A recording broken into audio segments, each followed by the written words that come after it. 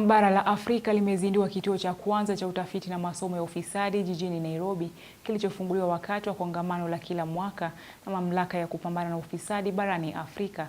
Kituo hicho kinapaniwa kusaidia bara la Afrika kukomesha ufisadi.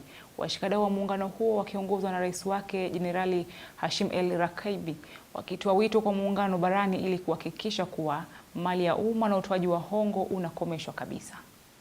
Mkutano wa 8 wa kila mwaka wa Muungano wa Afrika wa mamlaka ya kupambana na ufisadi AAK na ulioandaliwa jijini Nairobi mwaka huu ulipelekea kuzinduliwa kwa kituo cha kwanza barani Afrika cha kufanya utafiti na masomo ya kupambana na ufisadi. Kulingana na rais wa muungano huo Jenerali Hashim El Rakabi, kituo hiki kitasaidia pakubwa katika juhudi za kupambana na ufisadi barani. Indeed, the capacity building and research, of course, are very, very important in combating corruption effectively. For indeed, the challenges facing our institutions require that we have to improve our tools and also our methods in combating this. And unfortunately, before Africa had a lack of centers for studies and research on corruption. But we hope that this is going to help when this center is launched. Rais Ruto, na ambaye ujumbe wake ulisomwa na mwanasheria mkuu Dorcas Oduor, alibaini kuwa serikali ya Kenya imejitahidi ili kuhakikisha kuwa ufisadi unakomeshwa na mali ya umma kurejeshwa, kwani ufisadi unapozidi kutukia unazidi kushusha imani ya umma kwa taasisi za kitaifa. The fight against corruption is therefore not merely a legal or institutional undertaking. It is fundamentally a development imperative. Every act of corruption diminishes public confidence in institutions. Every illicit financial flow weakens national economies. Every stolen public resource undermines the dignity and aspirations of our people.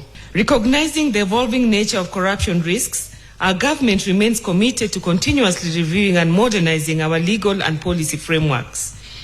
Recent legislative reforms, including the enactment of the Conflict of Interest Act and the Virtual Asset Service Providers Act, demonstrate our determination to respond proactively to emerging trends associated with digital finance, virtual assets, and increasingly sophisticated methods of concealing illicit wealth. Kwa upande wake, mwenyekiti wa tume ya kukabiliana na ufisadi nchini EACC David Oginde akiweka wazi kuwa ni sharti usambazaji wa hongo barani kukomeshwa ili kuhakikisha kuwa hakuna uporaji wa mali ambao utaendelezwa barani. Usemi huu na ambao uliungwa mkono na mkurugenzi mkuu wa EACC Abdihamed Mohamud.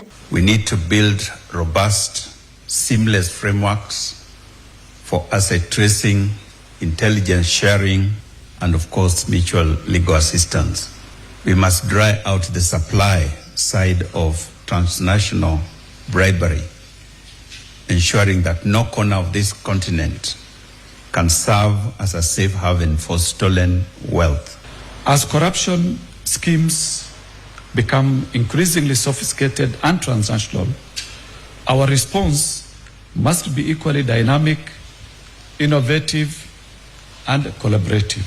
Aidha, wito umetolewa kote barani ili kuhakikisha kuwa mataifa haya yanaungana na kukomesha ufisadi.